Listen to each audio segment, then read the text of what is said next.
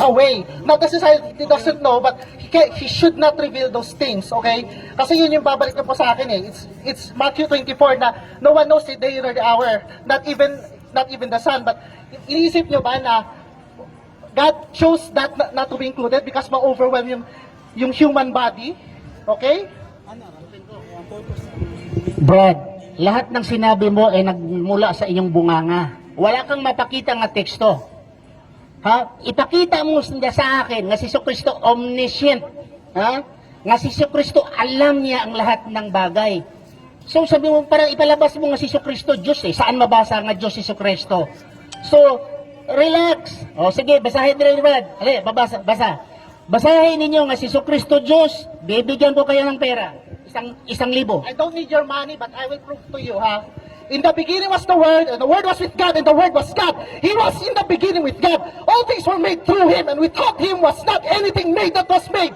In Him was life, and the life was the light of men. And the light shines in darkness, and the darkness has not overcome it. Ganito. Relax lang. Eh kung nandyan si Kristo, ang tapang, hindi niya ganun sa magsalita si Kristo. Oo, tingnan mo. Relax lang. Ganun bang isang Kristiyano magsalita? Ganito ba si Kristo magsalita? Ganito? Parang puputok na ang mundo? Tingnan mo, ipakita si Kristo na kayo'y magsalita ay may galang sa kapwa. Hindi tapang, hindi sigaw. Ipakita, sinasabi mo yung John 1:1, sandali lang, hindi pa ko tapos. Hindi Diyos ang nagsabi niyan eh. Ang John 1:1, hindi Diyos ang nagsabi. Hindi, sandali lang, magsalita ko, Brad. It's the testimony of God Himself. And if you say na Sandali lang. Jesus became angry literally on the temple in front of so many people, yun yung reason bakit hinampas niya yung mga okay. Brad, huwag kang magalit. Nagalit ka, wala. Hindi ka nagalit. Sumisigaw ka, hindi ka nagagalit. Nagtuturo-turo ka, hindi ka nagagalit. Makinig ka, kung hindi ka nagagalit, papasalitain mo ako. Okay? Hindi papasalitain mo ako. Ganito ha.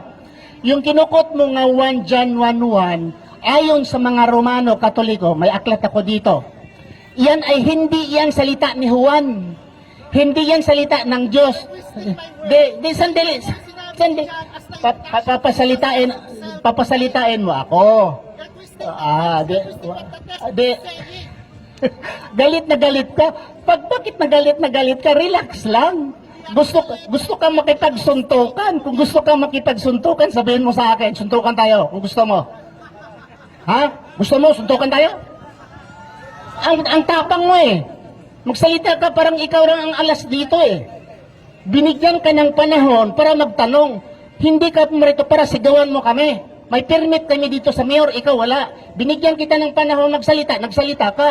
Kung kunin kong mikrofon, tuturo-turo ka sa akin. Hindi ganon. Naimaki, sabar ka ni. Dili man.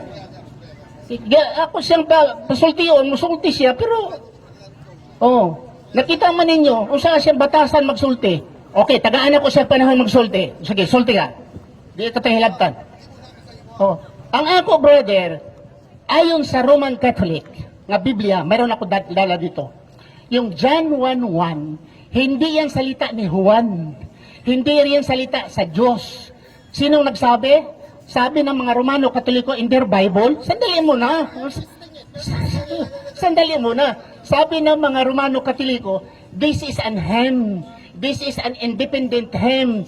Ito'y alawiton na independent hymn. And the writers, they collected it at put it as a preface of the revised of the book of John. As a preface. I have evidence. Nandiyan niya sa Alexandria Bible at 1940. Sige.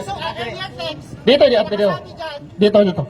Brad, mula kanina, laway lang lahat. Kahit isang teksto, walang napakita nito. One teksto, wala. Laway lang lahat. Galit pa. Tuturo-turo pa sa akin. Para bang galing sa penal colony. Gusto kang suntukan, suntukan na lang.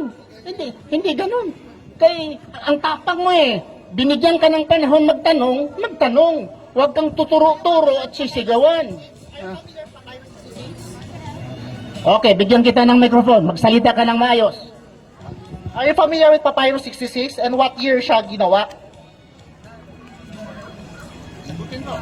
What is it? What's Papyrus 66? Hindi ko alam. Sige ah. Papyrus 66 is written in 150 to 150 years AD, okay? And one of the proof text na nakasabi doon, na clear na nakasulat doon is John 1 verse 1 to John 6:11. So kung sinasabi mo na it was invented by whatever epistles, whatever Catholic something na nakaano yon, that's utterly false because that was already written on the earliest text na nakita regarding doon, okay? That's Papyrus 66 which is written on 150 to 250 AD. Hindi pa nag-exist doon yung Council of Nicaea.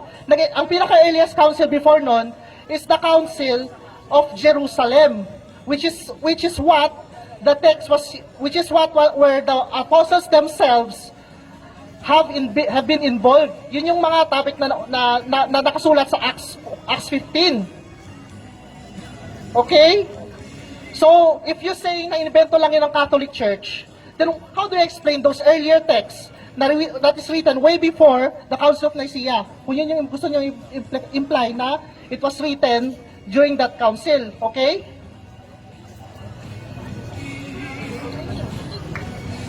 That's it. Ito, sa Roman Catholic ito, na Biblia, hindi ito sa Muslim. Sinabi dito, sa Roman Catholic, critical analysis makes it difficult to accept the idea that the gospel as it is now stands was written by one person. Hindi sila maniwala na andyan daw sinulat sa one person. Okay? It continues. Okay. Sinabi dito, the prologue, sabi nila, John chapter 1 verse 2:18, sabi nila, okay, the apparent contains an independent hymn.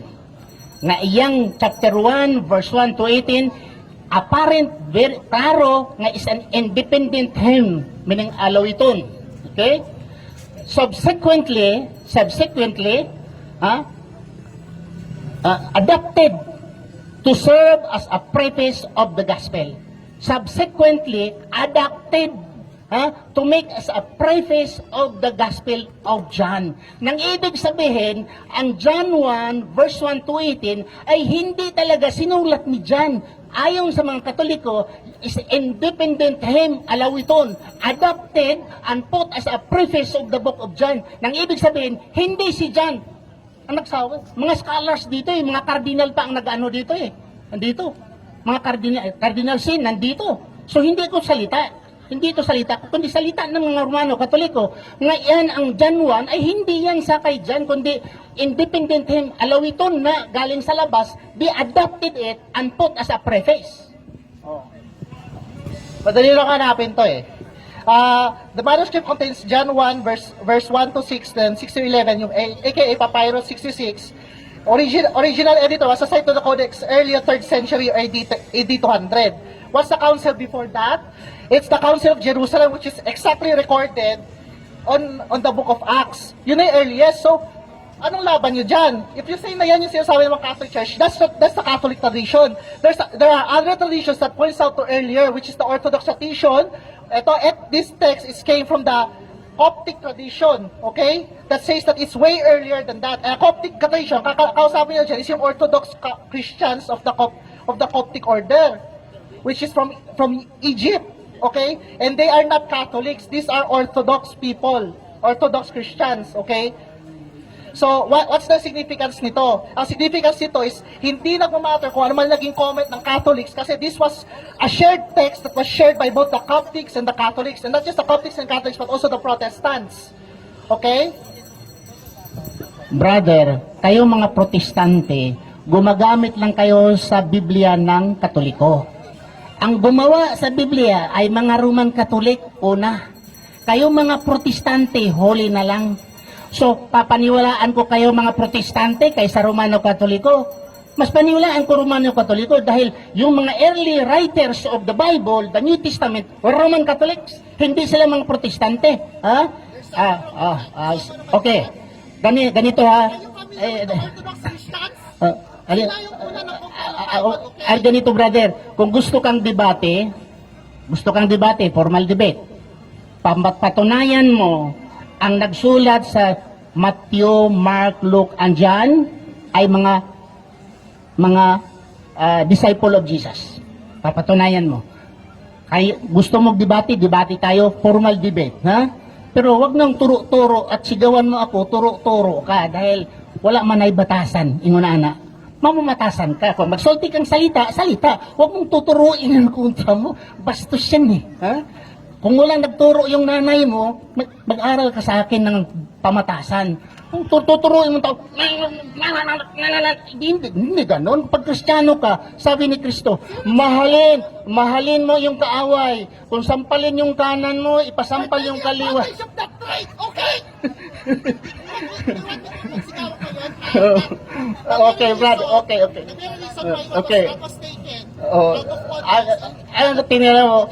Ayun ko, mga Romano Katoliko, if I will believe the Bible, I believe the Roman Catholic. Dahil itong mga Protestante, nanguha na ng aklat, libro. Okay. Okay. Okay. Let me tell you, yung una nag-compile ng Bigyan natin ng microphone para hindi masayang yung busis mo. Orthodox. The reason why I'm sharing it because ganito. You are not cheering, you are shouting. You know shouting. Kung naa ka sa intelihente nga pananalita, mamatasan ka, kalma ka, relax ka, dili ka nga magsingka-singka, tudlo-tudloon pa nimong tao. Oo nga. Dili, galang ka. Ang imong simbahan, yung pastor mo wala siguro nagturo, pag-aralan mo ang good manners, right conduct. Ha? Oh, good manners. Ganun, dili kay sigaw-sigawan ang tao, alhamdulillah. Let me ask you, since mas marunong Okay. sa Bible si Jesus. Ha? Sa Bible. Hindi ko binilang kung ilang bisis si Kristo. Nagalit pa siya, Oh. hindi. Ha? Nagalit pa siya, hindi. Si Jesus Christ, nagalit siya, pero hindi yung gaya sa'yo, nga tinuro-turo mo ang tao. Mas malala ang ginawa ni Jesus. Ah, oh, mas malala pa raw ang ginawa ni Jesus. Nagturo-turo si Jesus. Let me show you. Oh. Oh, sige, sadya ito eh. Everyone who Okay. see it, O, respetuhay lang tayo. Walang sigaw-sigawan. Oo. Waragang turo-turo. O, ganun. O. Istorya lang. Oo. Waalaikumsalam warahmatullahi wabarakatuh. Sabar tano ake. Sabar tano. Sabar. Mapiaso sabar. Alhamdulillah.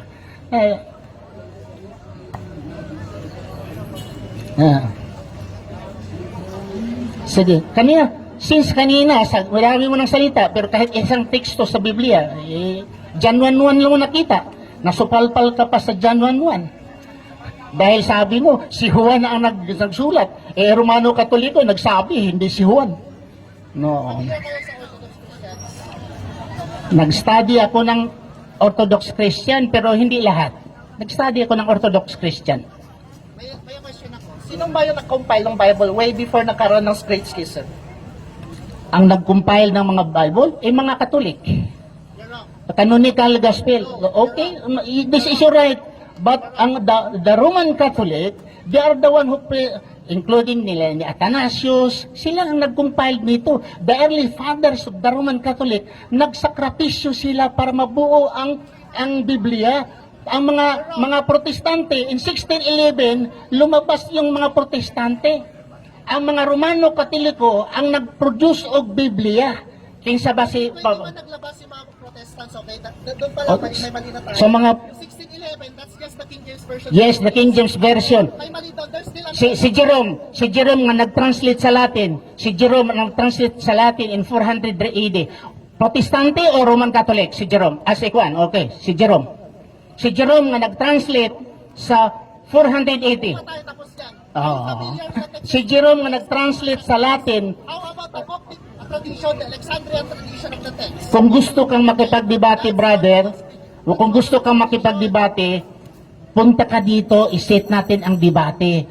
Tapos may moderator, may timekeeper, pero iwasan natin yung turo-turo at sigaw-sigaw. I'm willing to debate. Tumanda na ako, brother. Ito ng trabaho ko, debate. So kung gusto kang debate, debate kasi hindi ka nagtatanong eh. Nakipag-debate ka na sa akin eh. So magkuha tayo ng topic, specific topic, papapatunayan mo sa akin na yung New Testament, New Testament, ang nagsulat niyan ay mga protestante. Kasi papapatunayan. Okay. That's not even my Ah, point, okay. I'm not even saying na may you're separating Catholics, Protestants, and Orthodox. Ay, totoo naman talaga. When in fact, from the very Oh, beginning, gamit ka ng microphone. Para gamit ka ng microphone. from the very beginning, they only have one root, okay? Yun yung mga forefathers namin, kaming tatlo, na na-compile ng Bible way before pa. Remember, the Bible on the Old Testament was compiled by the Jewish tradition that was preserved until now. Very solid ang evidence for that preservation. Despite the fact na marami nagsasabi na there's so many texts na nangyayari doon, that the number of texts itself proves na kaya natin i-proofread kailan nadagdag, kung meron man nagkaroon dagdag, kung kailan nag-retain yung message. And dahil sa sobrang dami ng copies, sa sobrang dami ng I think there's are thousands of copies. Oh, so may ganong kadaming copies. So we can literally trace kung saan nangyari nagkaroon mga scribal errors. That was way before the Great Schism of the that's before the Great Schism. So in other words, before magkaroon ng Great Schism, na nagkaroon yung first big separation, which is before na nagkaroon ng Catholics at saka yung Orthodox, doon nangyari na there are already Christians that are compiling way before of the Bible. In fact, the earliest examples are the Alexandrian text, which is compiled under the orders of Constantine. Okay? Si Constantine the Great, Katoliko o Protestante? Tanongin kita, kaya nabanggit mo Constantine the Great. Tanong ko sa iyo, si Constantine the Great, Romano Katoliko or Protestante? Christian. Hindi yan ang tanong ko, Christian ba siya o hindi? Twisting. Di tinatanong kita eh. Dahil in history, si Constantine the Great ay Roman Catholic. Siya ang nag-preside kay Etanos. So ang tanong ko sa iyo, si Constantine the Great, Protestante o Katoliko? Coptic Christian siya. Ha? Coptic Christian siya. Saan mabasa? Coptic Christian siya, no? Saan mabasa? Basahe. Coptic Christian si Alexander the Great. Basahin mo. That's literally the tradition. Brother, sabi mo Coptic Christian, basahin mo nga hindi siya Romano Katoliko, si Constantine the Great, Coptic Christian, basahin mo. Huwag sa salita sa laway mo. Maraming nanonood ditong mga Romano Katoliko, oh. Mahiya ka naman sa kanila. And remember, this is before the Great Schism, okay? So, whoever it is... Oo, sige, gamitin mong microphone para di masayang salita mo. Wala pa naging separation during that time. So, that's always a tendency na Catholic, kung meron mga early saint, kukunin nila as their side. And Orthodox, kung ano man kukunin nila other side. The only time that both sides decided to combine someone to become a sainthood is just recently in the martyrhood of the 21. Which is just a recent event due to what happened. I'm not going to speak towards it. Makakaroon kontrobersya kasi if everyone knows what's the martyr of 21, go research it kasi their stories would literally show something. Okay? Why I'm saying this? Kasi whether Catholic or Orthodox man yan, Constantine is a Christian. That's way before there was a Great Schism. Kilala mo ba si Father Athanasius? Kilala mo, dili? Siya ba Protestante, Katoliko? Si Athanasius. Christian. Ang layo sa sagot eh. Sana nandito pa yung mga Romano Katoliko kasi ang babanat dito eh. Tinatanong si Constantine the Great, Katoliko? Romano? Sagot niya, Christian. Hindi naman yan tanong eh. Tinanong ko kayo, Athanasius, kilala mo? Oo. Ano siya? Roman Catholic? Protestante? Sabi niya, Christian. Ayaw niya talaga. Ba't galit ito sa Romano Katoliko? Hindi niya i-accept nga Romano Katoliko. Without the Roman Catholic, you don't have any Bible. Because the Roman Catholic, they are the one who wrote the Bible, compiled the Bible, canonized the Bible, the Roman Catholic. That's where you're wrong. Kasi No, sabi mong wrong, sabi ko, magdebate tayo. Pag sinabi mong tama ka, mali ako, debate tayo. Tapos, next Sunday, dito ako. Pero bawal yung turo-turo at sigaw, wag mong ituro. Maturo ka sa langit na lang, wag sa akin. Ha? Turuin mo yung Diyos mo, okay lang, wag sa akin. Okay? Debate tayo next Sunday. Papatunayan mo ang Biblia salita ng Diyos. Papatunayan mo ang Biblia ay salita ng Diyos. Sunday, punta tayo dito. Ha? Okay? Okay sa'yo, Sunday, kita tayo dito. Ha? Sige, I challenge you kayo, nakakarinig kayo. Kasi maalam ito sa Biblia pala eh. So, maalam ito sa Biblia, hinahamon ko siya. Magpili siya ng Biblia. Biblia sa Roman Catholic or Biblia sa mga Protestante. Papatunayan mo na ang Biblia salita ng Diyos. Okay? Sunday, kita tayo dito. Let me ask you a question. O, di, tanggapin mo muna. Tanggapin mo ang aking hamon, hindi. Tagalog ang ating speaking. Tanggapin mo ang aking hamon na papatunayan mo na ang Biblia ay salita ng Diyos. Biblia ng mga Protestante ay salita ng Diyos. Papatunayan mo. Tanggapin mo sa Sunday.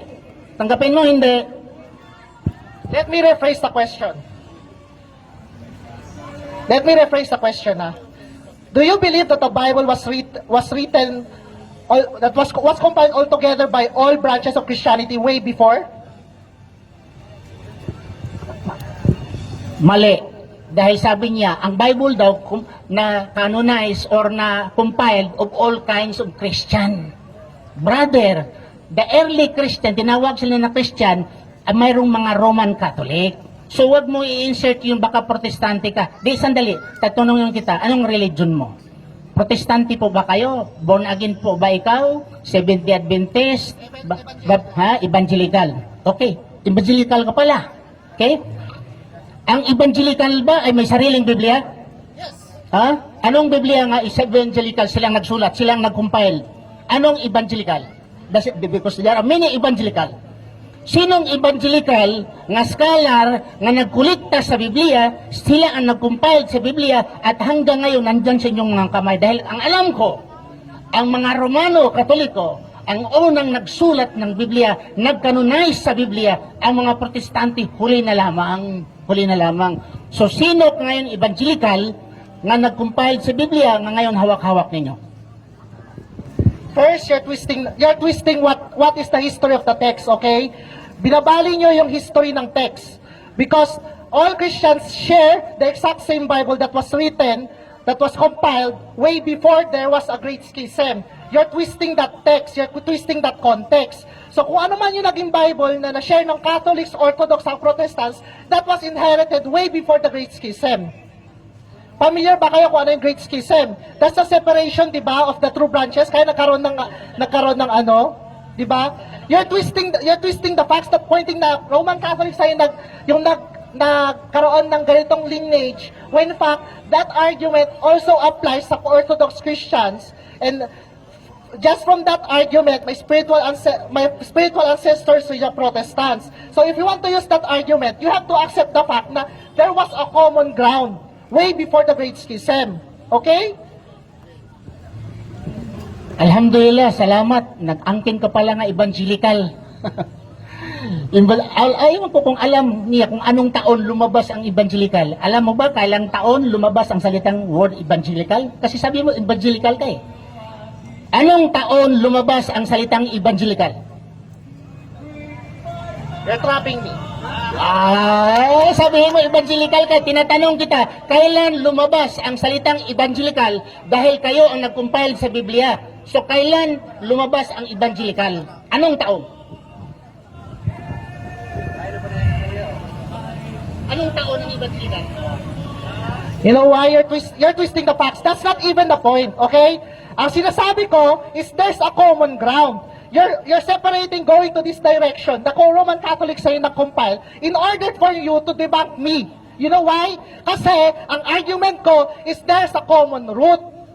There's a common text. There's a common compilation that we, all Christians, have shared all throughout the centuries. Yun ang argument ko. Okay? Hindi Roman Catholic lang na-compile. The early Christians themselves have compiled it. And the Great Schism causes this sort of division, kaya nagkaroon ng ganyang klaseng argument in the first place. Well, in fact, that's not the point. There was a common root na nag-lead sa ganito. Okay? Sabi mo common rot. Ano ang common rot? Kasi mo common rot, common nga gamot. Ano yung tinatawag na common rot? Sige, explain sa akin. Ang common root na sinasabi ko is this is what the earliest church that the Christian forefathers, kahit anumang sekta yan, rooted from. Okay? That's the early Christians. These are also the same Christians before nagkaroon ng Great Schism. This is the Christians common from Coptic Christians, from Orthodox Christians, from lahat ng klase ng Christianity, even Protestants are claiming their roots from this root. Okay? And this is the root na na-compile ng Alexandrian Bible. Lahat ng mga klase ng manuscripts na kinumpile, lahat ng yon kinumpile in order for us to have the Bible that we have right now. Okay? This is the reason why the moment you're distancing yourself, inaano nyo to point out into the Roman Catholic in order to try to debunk me is a faulty argument. You know why? Because that's not even how we Christians, whatever sect argument.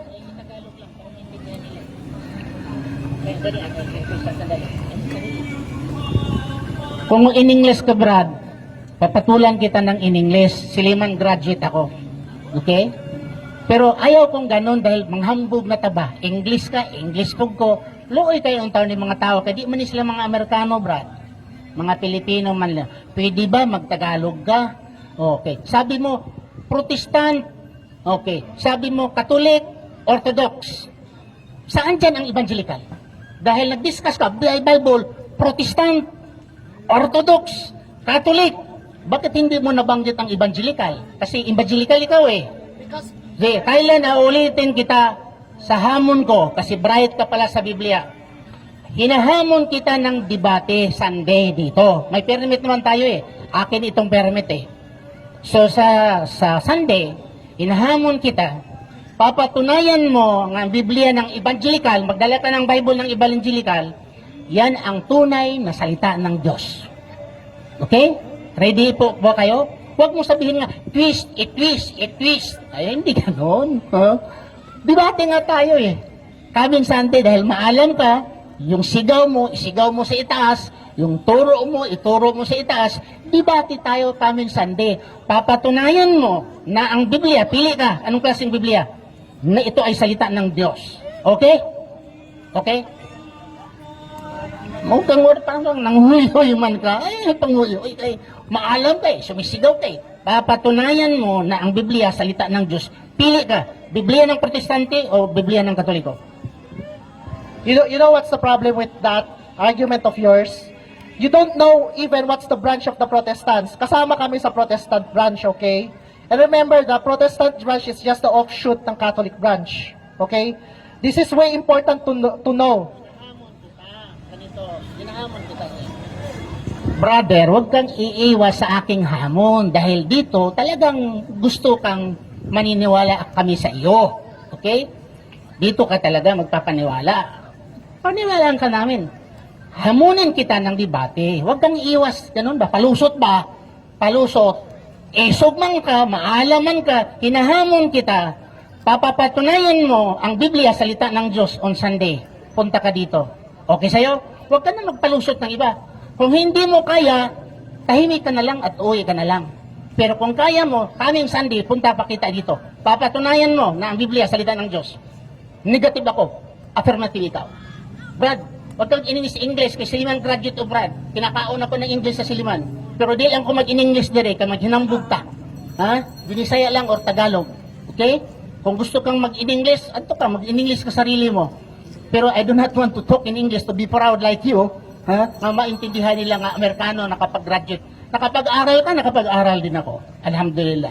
So, di lang tayo mag-English, mag-Tagalog tayo, mag-Bisaya. This coming Sunday, punta ka dito, papatunayan mo. Or, ganito na lang, para mayroon kang mahawakan. Evangelical Church, ang tunay na Kristiyano. Papatunayan mo na evangelical. Ayaw mo sa Biblia, no? Hindi ka naman sumasagot, palusot-lusot ka eh. Papatunayan mo, anong klaseng evangelical ka, at yung evangelical na yan, ay yan ang tunay na relihiyon na pinatayo ni Kristo. I never said that kind of argument, okay? Oh, hindi. Ayaw mo pala. Okay. So, anong gusto mo? Kasi may debate akong hinahamon sa'yo. Ikaw ang magpili ng debate. Hmm? Sige. Sandy, I am here. I'm sorry, I cannot Okay. debate kasi right now, Right now. I still have so many things to do. Okay. Ang sinasabi ko lang naman, ang sinasabi ko sa inyong lahat, Okay. is ganito. Everyone has a root. Sinasabi ko lang sa lahat is ganito. Lahat may root. The Bible is not reliable. Mapakatoliko ka man, Kristiyano ka man, Protestant ka man, or anything, you always have to, the Bible that we have right now is, that's it. Okay? Wala nang mga sinasabi na mga, yes, there are minor disagreements, there are third-party disagreements between sects. Sekta. Kasama ng mga sekta, okay? Pero, we all believe in a Trinitarian God. We all believe that Jesus Christ died for all of our sins and rose again in the grave so that all of us will be forgiven. Okay? That's the gospel. Okay? Yun lang. That's the important. That's the reason why we all have to that's why we have all of the assurance. Alam ko, wala akong time to have that so-called debate kasi wala akong time right now. Pero, I know you can easily search people, okay, to do that. There are literally people like West Half who specializes in this or maraming mga channels regarding doon, okay? Pero, ito ang sinasabi ko sa inyo. The Bible is reliable, is the Word of God, eh kung alam nakasabi nyon, that's the truth. Okay? Yun lang. Amen. Praise the Lord. Sabi nila. So mga kapatid, alhamdulillah. Kita mo, ang pasensya namin, alhamdulillah. Kami mga Muslim, pasensyaso kami. Kasi turo-turo pa, singkahan, okay lang sa mo. Pero debate.